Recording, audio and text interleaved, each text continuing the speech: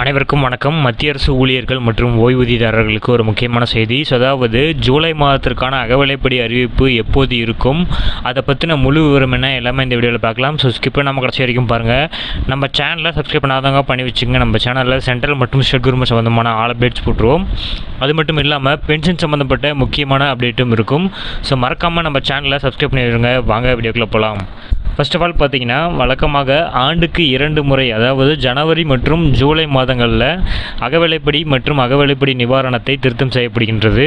So ஜனவரி மாதத்திற்கான DA haiku கடந்த ஆண்டின் ஜூலை முதல் டிசம்பர் வரையிலான ஏஐசிபியின் எண்களோட அடிப்படையில், அதே ஜூலை மாதத்திற்கான அகவிலைப்படி அதிகரிப்பு ஜனவரி முதல் ஜூன் மாதம் வரையிலான ஏஐசிபி எண்களின் அடிப்படையிலும் செய்யப்படுகிறது.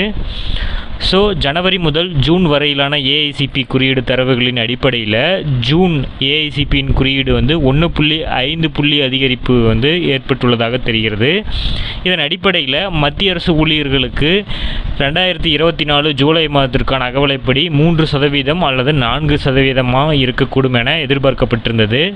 ஸோ இந்த நிலையில் டிஏ 3% அதிகரிக்கும் பட்சத்தில் மத்திய அரசு ஊழியர்களோட மொத்த அகவிலைப்படி உயர்வு மற்றும் ஓய்வூதியதாரர்களோட அகவிலைப்படி நிவாரணம் 53% இருக்கக்கூடும்.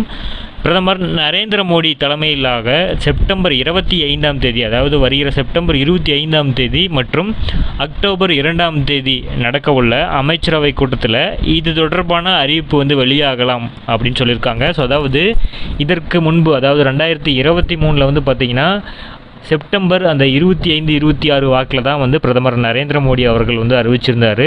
தற்போது அதே மாதிரி செப்டம்பர் 25 மற்றும் அக்டோபர் 2 நாட்களில் அமைச்சரவை கூட்டம் நடைபெறும். ஸோ இதில் பெரும்பாலும் செப்டம்பர் 25 அறிவிப்புகள் வெளியாவதற்கான வாய்ப்பு இருக்குது. ஏன்னா நவராத்திரிக்கு முன்பே இந்த ஊழியர்களுக்கு ஒரு நல்ல செய்தி கிடைக்கக்கூடிய வாய்ப்பு இருக்கிறதா சொல்லியிருக்காங்க. ஸோ சம்பள உயர்வு கணக்கீடு பொறுத்த வரைக்கும் அகவிலைப்படி 3% அதிகரித்தால் சம்பளம் எவ்வளவு அதிகரிக்கும்னு பார்த்தோம்னா, ஒரு உதாரணமாக பார்த்தீங்கன்னா 50,000 ரூபாய் பெறக்கூடிய ஊழியருக்கு அவர் 1,500 அதிகரிப்பு இருக்கும். அதாவது ஆண்டுக்கு சுமார் 18,000 ரூபாய் அதிகரிப்பு இருக்கும். ஸோ 7வது ஊதிய குழுவின் பிரகாரம் இதற்கு முன்னர் பார்த்தீங்கன்னா ஜனவரி 2024 மத்திய அரசு ஊழியர்களோட அகவிலைப்படி மற்றும் ஓய்வூதியதாரர்களுக்கு 4% அதிகரித்தது. இதற்கு பிறகு ஊழியர்களோட மொத்த அகவிலைப்படி மற்றும் ஓய்வூதியதாரர்களோட அகவிலைப்படி நிவாரணம் 50% உயர்ந்தன. இதற்கான அறிவிப்பு மார்ச் மாதத்தில் வெளியிட்டிருந்தாங்க.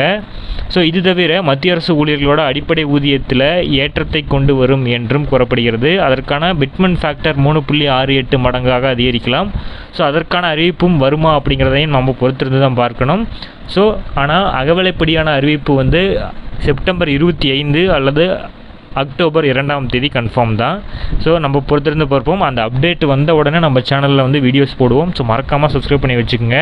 பக்கத்தில் இருக்கிற பெல் ஐக்கானையும் ப்ரெஸ் பண்ணி அதில் ஆல் அப்படிங்கிற ஆப்ஷனை கொடுத்துருங்க. ஏன்னா அப்போ தான் நான் போடக்கூடிய வீடியோஸ் உடனடியாக உங்களுக்கு சேரும். தேங்க்யூ. அனைவருக்கும் வணக்கம். மத்திய அரசு ஊழியர்கள் மற்றும்